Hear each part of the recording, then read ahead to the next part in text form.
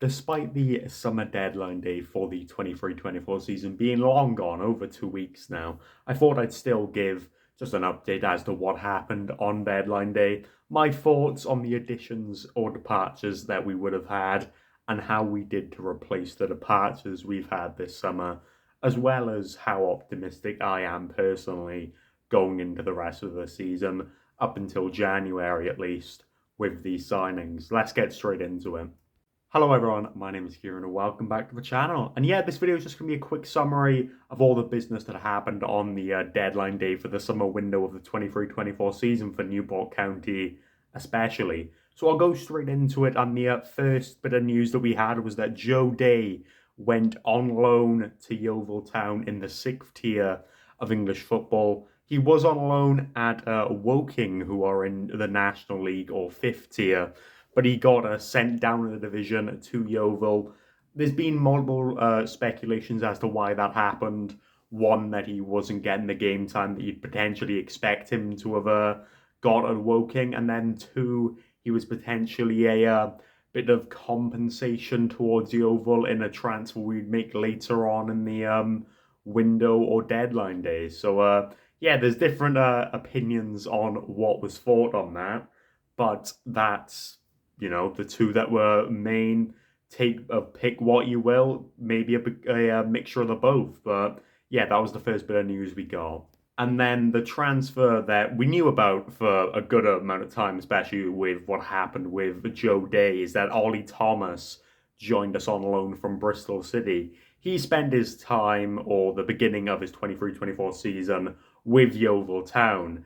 This is why people think the sending of Joe Day to that club was a bit of a compensation. In the time that Thomas was at Yeovil, from my bit of research, he got 2 goals in 6 games, which showed promise. The feedback that he got given from Yeovil fans, from Bristol City fans that watched their youth setup, is very similar to that of Seb Palmer-Holden, who obviously we know went out injured. So it was good to get an extra striker, and we needed it, especially with that injury of Seb Palmer-Holden, the fact we don't have Zanzala back yet. So very welcome addition. We knew about it for a good while before it was confirmed, but yeah, he had a very good reputation and very good feedback, pretty similar to that of Seb Palmer-Holden's feedback, and that he's pacey, he'd win the ball for you, he'd play with a passion for whatever club he's playing for. So very welcome addition. Of course, he's only played so far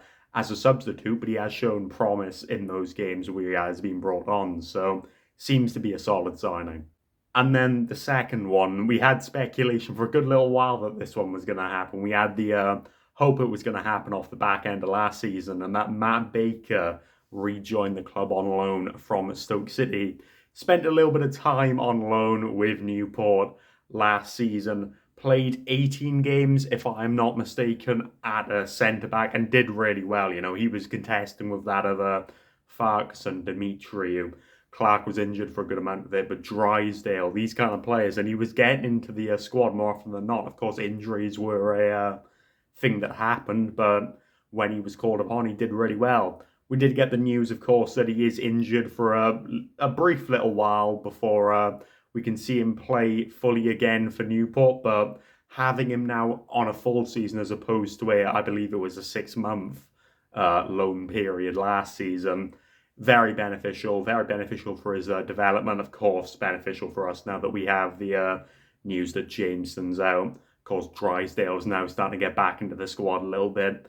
And with all these injuries that, we're bound to have, fitness concerns of how many games are in the league, we cannot complain that we've brought in Matt Baker. We know that he can be really good, and we can hope to develop him further and make him even better of a centre-back than he already is. So yeah, that was the news that we had on the summer deadline day for the 23-24 season for Newport, at least.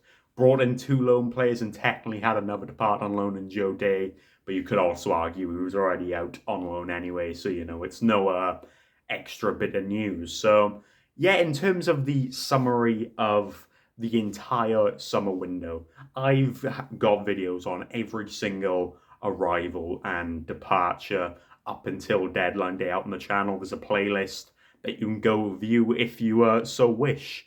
But in terms of summary, before deadline day, we brought in 11 players.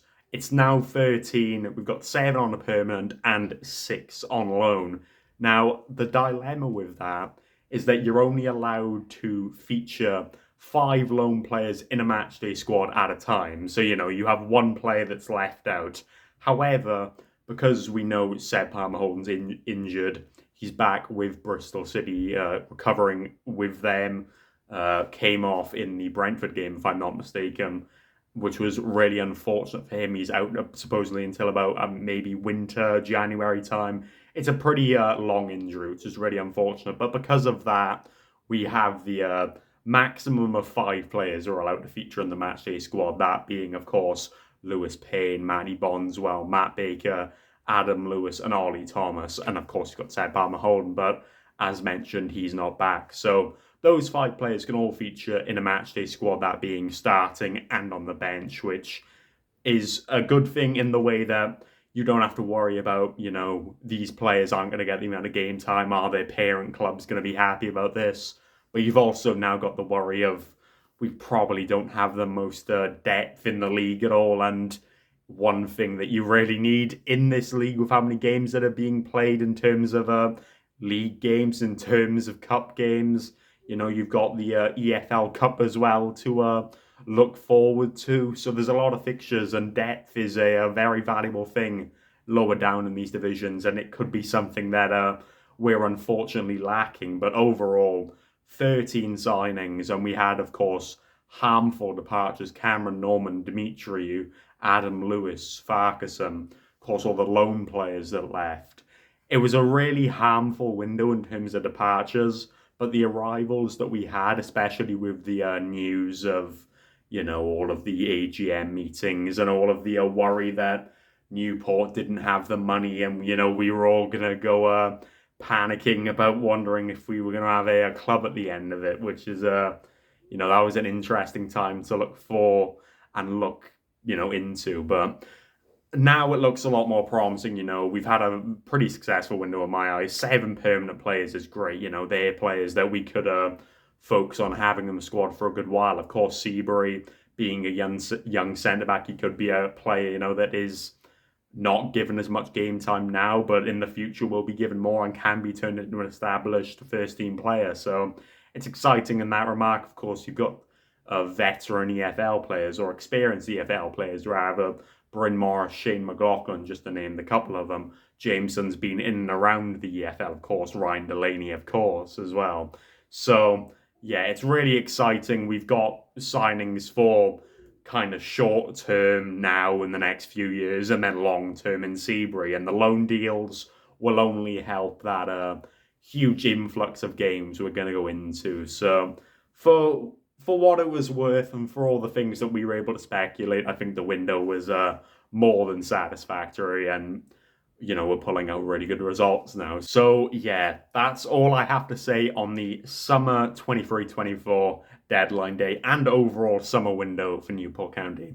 Let me know what your thoughts were on the window as a whole down below in the comments. Of course, like I mentioned earlier on in the video, there's a playlist where you can watch every single video I've made about every single summer departure arrival up until deadline day, which of course that video is covering the arrivals and the technical departure that we had. So yeah, I hope you've all enjoyed this. Of course, I'm very sorry that it's come 19 days late. We're near enough 3 weeks late now, but irregardless, I hope you've enjoyed regardless. It was something that, I've been so busy preparing for a university and preparing for all these other things that I haven't found the time to look and research these players so I can bring a satisfactory video. But I finally found the time, and yeah.